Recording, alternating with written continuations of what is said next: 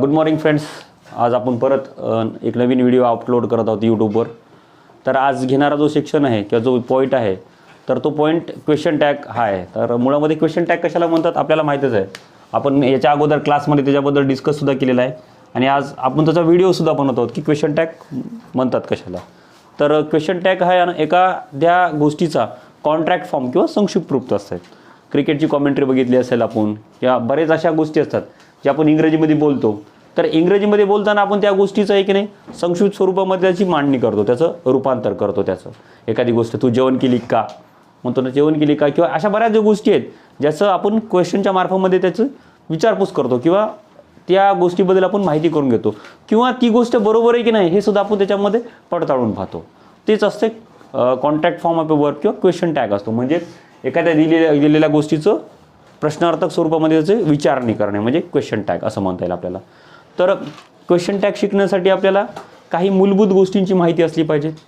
तर question tag शिकण्यासाठी त्याचे जे नियम आहेत जवळपास 7 ते 8 नियम आहेत. नियम म्हणण्यापेक्षा तर ते जर आपल्याला जर कळाले तर आपल्याला ते सोडवणं फार सुलभ होईल किंवा सोपं जाईल. तर त्या गोष्टी कोणकोणत्या आहेत त्या आपण डिस्कस करू. सगळ्यात महत्त्वाचं आहे दिलेल्या वाक्यातला काळ ओळखता आला पाहिजे. म्हणजे दिलेलं वाक्य हे कोणत्या काळामध्ये आहे. तर टेन्स म्हणजे आपल्याला माहीत आहे की आपण टेन्स ओळखण्यासाठी आहे की नाही आपण अगोदर काही व्हिडिओसुद्धा अपलोड केलेले आहेत. तुम्ही त्याची डिस्क्रिप्शन लिंकमध्ये त्याची लिंकसुद्धा दिलेली असेल तुम्हाला टेन्सची. तर ते व्हिडिओसुद्धा बघा तुम्ही, जेणेकरून तुम्हाला टेन्स कळेल. तर टेन्स कळण्यासाठी सगळ्यात महत्त्वाची गोष्ट काय असते तर ते डिस्कस करू. टेन्स म्हणजे एखादी गोष्ट कोणत्या काळामध्ये घडलेली आहे म्हणजे त्यातला आपल्याला टाईम माहीत असला पाहिजे. We always discuss about the time period of a particular incident was were happened म्हणण्यापेक्षा समजा भूतकाळात घडला असेल तर हॅपन्ड, आता घडत असेल तर घडत गेलं तर विल हॅपन. म्हणजे लक्षात आलं पाहिजे की ती घटना घडलेली आहे का, झालेली आहे का, घडणार आहे. तर त्या सगळ्या घटनेमध्ये त्या घटनेचा टाईम फार महत्त्वाचा असतो. Time period of an incident is very important factor while we discuss about the tense. So remember about these things. So when we discuss about the tense, the most important factor we always think about the main verb.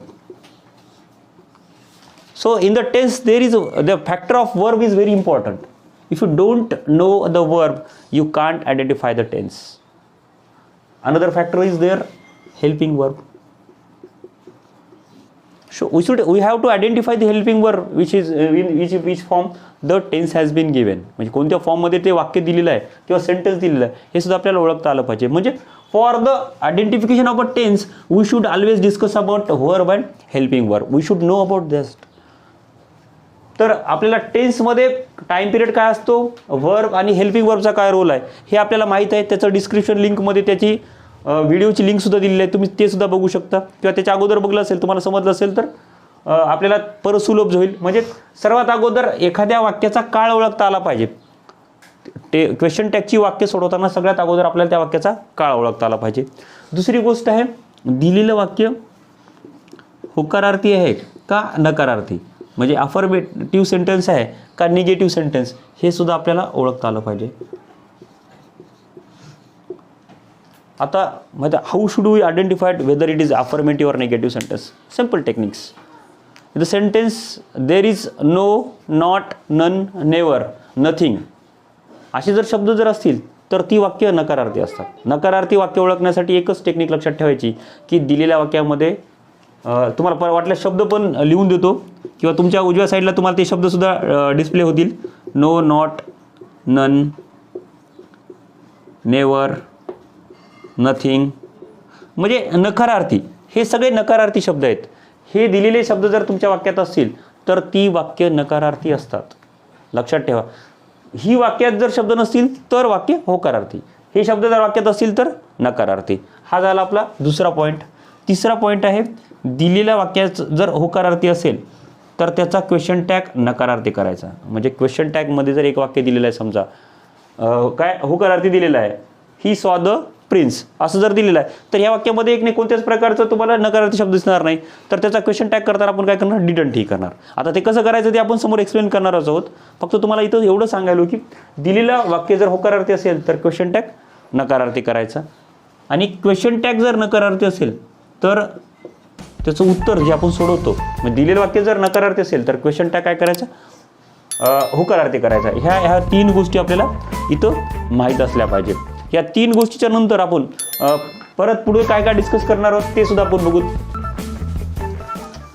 लक्षात ठेवा, माहिती आहे का, question टॅगची वाक्य सोडवण्याच्या अगोदर काही गोष्टी नेहमी लक्षात ठेवायची की दिल्याबरोबर वाक्याचं उत्तर सोडवायचं नाही.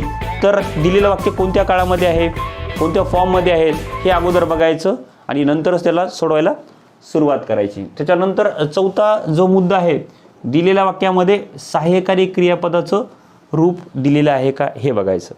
म्हणजे दिलेल्या वाक्यामध्ये सहाय्यकारी क्रियापद कोणती दिलेली आहेत किंवा त्याची कोणती रूप दिलेली आहेत हे सुद्धा बघायचं. म्हणजे कोणत्या फॉर्म. आता मुळामध्ये हेल्पिंग वर्बचे 2 टाईप्स पडतात आपल्याला माहीत आहे. कोणती कोणती आहेत, प्रायमरी आणि दुसरं आहे मॉडल. लक्षात ठेवा, याला सेकंडरी सुद्धा म्हणतात आणि ही प्रायमरी आहेत. मग आता प्रायमरीमध्ये कोणती अगोदर, सगळ्यात अगोदर टू बीची. टू बीमध्ये वर्तमान काळामध्ये ॲम, इज. वर्तमान काळामध्ये जर प्लुरल असेल तर आर. भूतकाळामध्ये वॉज सिंग्युलर आणि प्लुरलसाठी वर. म्हणजे ही सगळी टू बीची हेल्पिंग वर्ब आहेत. कोणती, प्रायमरी. हे लक्षात ठेवायचं. त्यानंतर टू डूची, डू, डज आणि डिड. आणि टू हॅवची, हॅव, हॅज आणि हॅड. ही सगळी हेल्पिंग वर्ब आहेत. ही टू बीची आहेत, ॲम, इज, आर आणि वॉजवर ही भूतकाळामधली आहेत. लक्षात ठेवा, ही वर्तमान काळातली आहेत. हे पण लक्षात ठेवायचं. हे प्रेझेंटमधली आहेत आणि ही पास्टमधली आहेत. ही वर्तमान काळात डू. मेन वर्बला जर एस असेल तर डज आणि भूतकाळात असेल तर डिड, हॅव, हॅज, हॅड. हे सगळी टू बीची, टू डू आणि टू हॅवची प्रायमरीमधली हेल्पिंग वर्ब आहेत. नंतर आहेत मॉडल. मॉडल एक्झरी वर्ब कोणती आहेत, ज्याला आपण सेकंडरी सुद्धा म्हणतो. याच्यामध्ये शाल, should, will, would, can, could, may, might, need to, ought to, dare to, must आणि had to. कोणतं राहील, राईट, ओके. म्हणजे मॉडेल ॲक्झरीमध्ये कोणते आहेत, शाल, should, will, would, can, could, may, might, need to, ऑट टू, डेअर टू, मस्ट आणि had to. ही सगळी सेकंडरी ॲक्झरी वर्ब आहेत. परत एकदा डिस्कशन करूत आपण याच्या संदर्भामध्ये की हेल्पिंग वर्बचे परत 2 प्रकार पडतात, प्रायमरी आणि मॉडल किंवा सेकंडरी.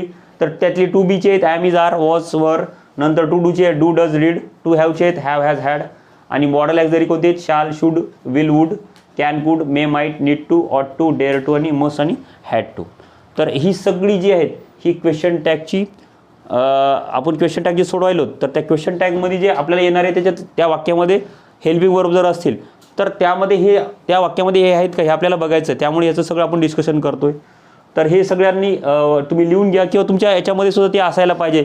याच्यामध्ये याचं स्क्रीनशॉट काढून घ्या, वाटलं तसं पण चालते किंवा नोटबुकवर जर लिहून घेतलं तर सगळ्यात छान राहील असं मला वाटतं. हां, कारण स्क्रीनशॉटमध्ये राहिलं तर फक्त गॅलरीमध्ये सेव्ह राहतात आणि गॅलरी आपण कधी उघडून बघत नाही. हा तर इतिहासच आहे.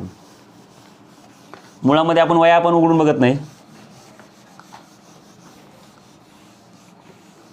खरं आहे की नाही, कोण म्हणणार आहे खरं आहे म्हणून. ठीक आहे, तर हे झालं 4 मुद्दे झालेत. आपण 4 मुद्द्यांचं डिस्कशन केलं आहे. समोरचा जो 5वा मुद्दा आहे, तर दिलेल्या वाक्यामध्ये जर ही जी तुम्हाला आता लिस्ट दिली होती ते जर त्या वाक्यामध्ये सहाय्यकारी क्रियापद नसेल तर काय करायचं, हा मुद्दा. म्हणजे दिलेल्या वाक्यात सहाय्यकारी क्रियापद नसेल तर काय करायचं, तर डू, डज किंवा डीड वापरायचं. डू कधी वापरायचं, वाक्य जर वर्तमान काळामध्ये वर्बचा फर्स्ट फॉर्म असेल तर डू वापरायचं. मेन वर्बला जर यस किंवा ईएस प्रत्यय लागला असेल तर डज वापरायचं. आणि वाक्य जर भूतकाळात असेल समजा तर काय करायचं, डीड वापरायचं. हे लक्षात ठेवायचं नेहमी. डू वर्तमान काळासाठी, डज हे कशासाठी लागेल, सफिक्स असेल समजा यस या ईएस तर, आणि डीड हे क्रियापदाचं दुसरं रूप असेल तर. हा झाला 5वा नियम. 6वा नियम लक्षात ठेवा.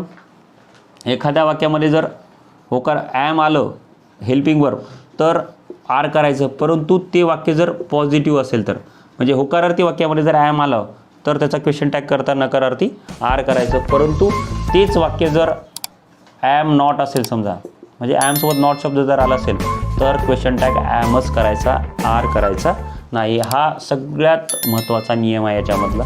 तर हे जनरल जे 6 नियम आहेत, 6 ते 7 नियम हे आपण डिस्कस केलेले आहेत. याच्यानंतरचे जे नियम आहेत ते सुद्धा नियम बघणार आहोत. 7वा नियम एक बघूत आपण याच्यामध्ये, जो की फार महत्त्वाचा आहे. तर तो आहे प्रोनाऊन. प्रोनाऊन कसं वापरायचा, तर सर्वनाम वापरणं फार महत्त्वाचं आहे, लक्षात ठेवा. दिलेल्या वाक्यामध्ये जे सर्वनाम आहेत ते सर्वनाम वापरायचं. आणि तुम्हाला माहीत आहेत ना सर्वनाम कोणकोणते आहेत. जनरली आपण जे प्रोनाऊन्स वापरतो आपण, तर ती कोणती आहेत, I, he, she, it, you, we, अजून कोणते वापरतो आपण, दे आणि यू. हे आपल्याला माहीत असले पाहिजे बुवा, I, he, she, it, you, they आणि वी. याच्या पलीकडे एक लक्षात ठेवा, माहिती आहे का, की काही असे शब्द आहेत जे की आपण सर्वनाम वापरतो, जसं की धीस आहे, दॅट आहे, दीज आहे, दोज आहे. याच्याबद्दल जे एक्सप्लेनेशन असेल आपण ते पुढच्या व्हिडिओमध्ये त्याच्याबद्दल माहिती अपलोड करू किंवा त्याच्याबद्दल आपण त्याच्यात डिस्कस करू. फक्त आज आपण दिलेले वाक्य आणि एवढे नियम याच्यावर डिस्कशन करू. बाकीचं जे महत्त्वाची माहिती आहे ती सुद्धा आपण पुढच्या व्हिडिओमध्ये अपलोड करूतच. फक्त एवढं बेसिक जे आहे तेवढं लक्षात ठेवा. आणि दिलेल्या वाक्यामध्ये हे नियम वापरून वाक्य कसे सोडवायचं त्याचं एक्सप्लेनेशन आपण आता बघणार आहोत.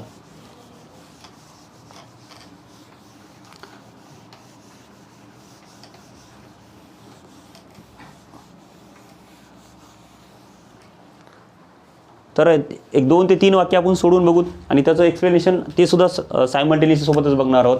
एक वाक्य आहे समजा, he did not like, he did not like cricket. एक साधं वाक्य आहे. 5 ते 6 नियम जे आपण डिस्कस केलेले आहेत ते सर्व नियम इथं लावून बघूत आपण. याच्या वाक्यामध्ये हे वाक्य आपल्याला लक्षात आलं की हे डीड आलं म्हणजे याच्यामध्ये हेल्पिंग वर्ब दिलेला आहे. दुसरी गोष्ट, दिलेलं वाक्य हे नकारार्थी आहे. 2 गोष्टी आपल्याला कळाल्या. तर मग आता आपल्याला क्वेश्चन टॅग करणं सोपं जाते. अगोदर दिलेलं वाक्य जसल्या तसं लिहून घ्यायचं, त्याच्यात काही बदल करायचा नाही. He did not like cricket असं वाक्य आहे. मग दिलेलं वाक्य जसलं तसं लिहिलं, नंतर सर्वात अगोदर कॉमा द्यायचं. दिलेल्या वाक्यात सहाय्यकारी क्रियापद आहे का बघायचं. तर तुम्हाला जी लिस्ट दिली होती मी, ज्याचा स्क्रीनशॉट काढायला सांगितलं होतं, त्याच्यामध्ये तुम्हाला डीड दिसते. म्हणजे दिलेल्या वाक्यात सहाय्यकारी क्रियापद आहे तर आपल्याला वेगळं वापरायची गरज नाही, तेच वापरायचं, डीड. लक्षात ठेवा, नकारार्थी वाक्य इथं नॉट आहे. तिकडं आपला क्वेश्चन टॅग काय सांगतो, वाक्य नकारार्थी असेल तर क्वेश्चन टॅग होकारार्थी करायचा, म्हणून डीडला डीडच असेल, नॉट वापरायचा नाही. आणि सगळ्यात शेवटी सर्वनाम. आणि सगळ्यात महत्त्वाचं क्वेश्चन मार्क. लक्षात ठेवा, बऱ्याच जण क्वेश्चन मार्क देत नाहीत. क्वेश्चन मार्क न दिल्यामुळं अर्धा मार्क आपला लेस होतो, हे लक्षात ठेवायचं नेहमी. त्यामुळे क्वेश्चन टॅग कंपल्सरी जर करत असेल किंवा कशामध्ये सुद्धा, जसं मॅथमॅटिक्समध्ये युनिटला महत्त्व असते, तर याच्यामध्ये सुद्धा ग्रामरमध्ये सुद्धा तुमच्या कॉमा नंतर क्वेश्चन मार्क, एक्सक्लेमेशन मार्क याला सुद्धा तेवढंच महत्त्व असतं. त्यामुळे त्या वाक्याचा अर्थ बदलतो. क्वेश्चन मार्क दिला म्हणजे हे एक वाक्य झालं समजा. दुसरं एक वाक्य बघूत आपण, ते saw the tiger. तर दिलेलं वाक्याचं आपण अगोदर काळ बघूत. दिलेलं वाक्य हे भूतकाळामध्ये आहे. सब्जेक्ट V2 आणि ऑब्जेक्ट म्हणजे क्रियापदाचं दुसरं फॉर्म दिलेला आहे. याचा पहिला फॉर्म सी, दुसरा फॉर्म सॉ आणि तिसरा फॉर्म सीन. हे माहीत असलं पाहिजे आपल्याला. दिलेलं वाक्य हे कोणत्या काळात दिलेलं आहे, भूतकाळामध्ये दिलेलं आहे. हे कळालं म्हणजे वर्बचा सेकंड फॉर्म दिलेला आहे. दुसरी गोष्ट, दिलेल्या वाक्यामध्ये सहाय्यकारी क्रियापद नाही आहे. तुम्ही बघा, याच्यामध्ये तुम्हाला जी लिस्ट दिलेली होती त्यातलं एकही शब्द याच्यामध्ये नाही.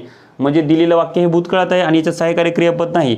मग काय करावं लागेल, आपण सांगितल्याप्रमाणे दिलेल्या वाक्यात सहाय्यकारी क्रियापद नसेल तर डू, डज किंवा डीड वापरतो आपण. डू हे वर्तमान काळामध्ये वापरतो. डज हे SES असेल सफिक्स तर वापरतो. डीड हे क्रियापदाचं दुसरं रूप, म्हणजे आपण या ठिकाणी डीड वापरणार आहोत. दे सॉ द टायगर हे कळालं आपल्याला.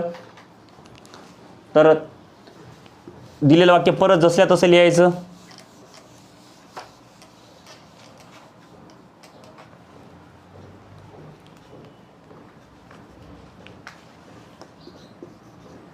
They saw the